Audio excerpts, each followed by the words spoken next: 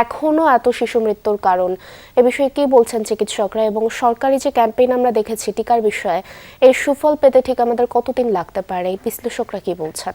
আপনার একদম শেষ প্রশ্ন দিয়ে যদি শুরু করি, সুফল পাওয়ার কথা আসলে অনেক আগেই, অর্থাৎ সরকারি যে টিকা ক্যাম্পেইন সেটি কিন্তু প্রায় 2 মাসের উপর আসলে চলে গিয়েছে সেই টিকা ক্যাম্পেইন শেষ হওয়ার।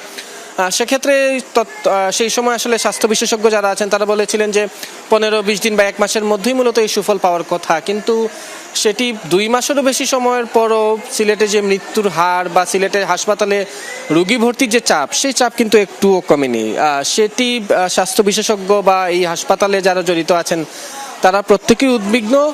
তবে একটা বিষয় বলে রাখি, টিকার যে বিষয়টি, আমরা এই হাসপাতালে যেসব শিশুরা এখন ভর্তি হয়েছে 6 মাসের বেশি যেসব শিশুদের বয়স, তাদের অভিভাবকদের যখনই জিজ্ঞেস করছি যে তারা শিশুদের টিকার আওতায় নিয়ে এসেছেন কিনা, তারা কিন্তু সেই উত্তরটা বলছেন না। অর্থাৎ বেশিরভাগ শিশু এখন পর্যন্ত হাসপাতাল যারা ভর্তি হচ্ছেন তারা টিকার আওতায় আসেননি। সেক্ষেত্রে স্বাস্থ্য অধিদপ্তর বা সিলেটের স্বাস্থ্য বিভাগ যে বলছিল যে 90% বেশি শিশুকে তারা টিকার আওতায় নিয়ে এসেছে, সেটি আসলে কত শতাংশ শিশু আসলেই টিকা পেয়েছে সেটি একটি প্রশ্ন আসলে উঠে দাঁড়িয়েছে। কারণ যদি আসলে 90%-এরও বেশি শিশু টিকার আওতায় চলে আসতো, তাহলে হয়তো হাম হলেও তাদের হাসপাতালে ভর্তি হওয়ার মতো পরিস্থিতি তৈরি হতো না, সেটি অনেক স্বাস্থ্য বিশেষজ্ঞরা বলছেন।